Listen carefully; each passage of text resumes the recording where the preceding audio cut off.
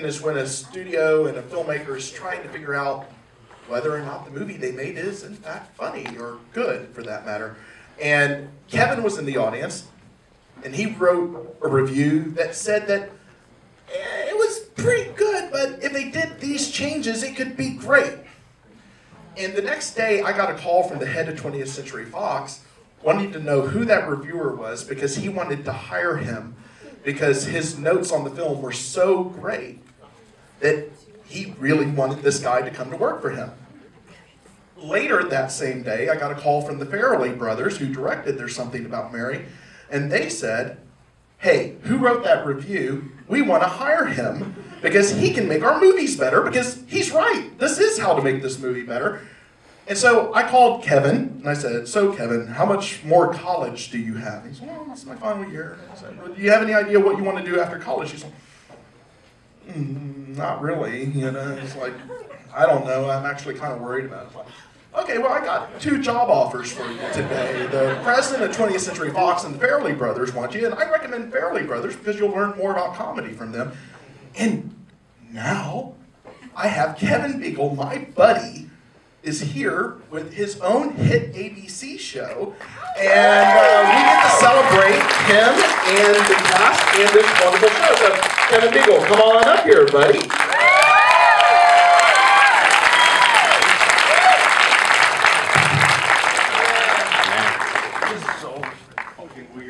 It is fucking weird. It's so fucking weird. I've been coming, I mean, hearing that story and like, I'd expect like maybe like when you hear stories like that, like, oh, that's not true. That's exactly what happened, which is crazy. Like, they fucking called me. I was like hungover and they're like, hey, you want a job working for us? What the fuck are you? Like, we're the Farrelly brothers. I was like, holy shit, Harry, what'd you do? Yeah. But yeah, so. And then after that, you moved to Hollywood, worked for Farrelly's for a while. Worked for Farrelly's for a while and worked for like Howard Stern and worked for South Park, and then started working for Bill Lawrence, who created Scrubs. And then literally, you know, season 8 of Scrubs, we had a room bit that was what would be the lamest show you could ever title. And like, well, Cougar Town, right? And like, yeah, because it's about an older lady that likes to have sex with younger guys. And the interstitials between each shot will be like a cougar claw, like dragging the thing across.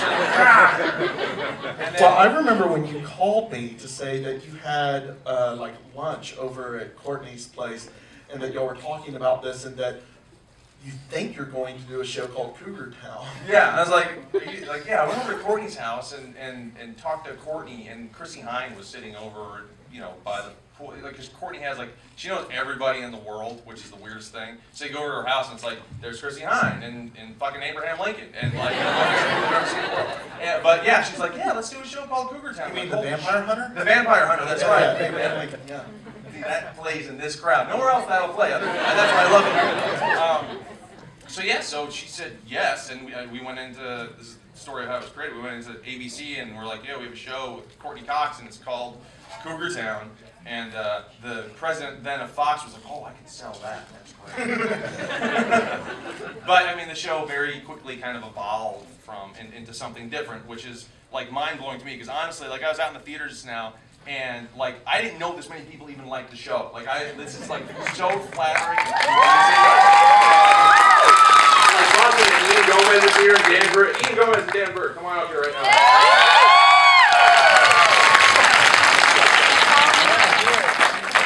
Blake McCormick is a writer on the show. You come up here. Come on, Blake! Come on, Blake! Blake's handsome and single. Get up here.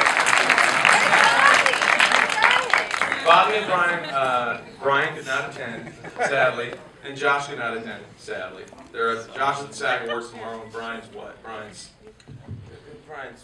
whatever. Yeah, Brian's in Malibu surfing. Brian's in Malibu surfing. He wanted to be here, but he did want to be here, but the way for tasty or something. I don't know.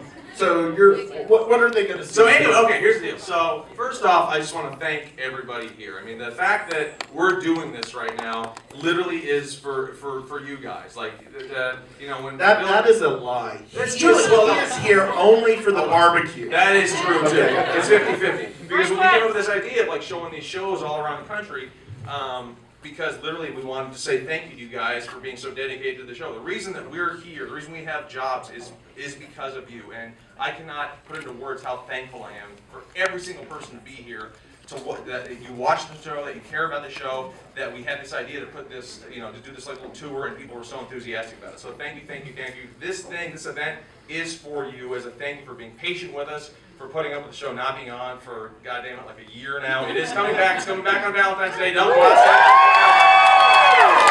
Even though you're going to see the first episode tonight, stay in and watch it again. Especially if you have a Nielsen box. Yeah, there is a thing. If you have a Nielsen box, this is totally illegal, but who gives a shit? If you know anyone with a Nielsen box or have one, we will give you $1,000 if you tell them to watch Cougar tonight. No, that's not bullshit. That will happen. Put it under the roof. You'll get a check from Ian Gomez, because I don't want the IRS on me. He's going to do it. Bill Lawrence. Bill Lawrence. Yeah, Bill will do it. Bill. Okay, so the episodes you're going to see tonight, we're going to do a Q&A afterwards, and we got signed penny cans and signed scripts and stuff we'll hand out to everybody. Yeah. Well, not everybody. Not everybody. We're going to get sued before we get out of here. I know. There's a limited number of penny cans we're going to give stuff out. Dan, be quiet. Stop it. So we're going to show 3 episodes tonight. We're going to show the season premiere. We're going to show episode 4 and episode 5. The season, you don't really need to know anything except for in episode 4, Dan's got a helmet on. The reason Dan's wearing a helmet, we've kind of told it in the press, and it's fairly true. His haircut in season 2 was awful, like so bad. It was like a transitional period. He was trying to figure out something, and we're like, please cut your hair. And Dan's like, I don't want to cut my hair, it's my thing. And we're like, well, you should cut your hair for the show. He's like, I don't think I should wash it. And then we're like, well, you didn't cut your hair, so now we're going to give you a head injury for 7 episodes. In the 3rd season, you have to wear a giant foam helmet. So that's why Dan's wearing a helmet. And I wish that was the worst thing we did to you this year, but Dan literally just shot a scene on Friday night where he was drunk and naked, rubbing cake all over his crotch, telling Laura how much he loved her. So Dan got a nice book in this year. Dan is the hero of the season. So anyways, He's going to recreate that for you live tonight at the Highball at about 1:30. Dan likes tequila. So, you need to know that, and then Sarah Chalk will actually, from Scrubs, shows up in episode 4. And she's kind of a love interest for Brian Van Holt's character, and that kind of is self-explanatory. So I think that's kind of all you need to know. Thank you guys again. Trailers. By the way, the first 2 drinks. What? Trailers. What? Trailers. Oh, there's some trailers beforehand. The trailers beforehand are because I'm self-indulgent and I wanted to see trailers that tie into the episodes that we wrote here. And it's fucking Alamo Draft House. Like, you gotta show all the trailers. And the first 2 drinks for everybody here are on us. Thank you so much. So, please drink along. Do a big Q&A afterwards and answer any questions, anything you don't have answeed.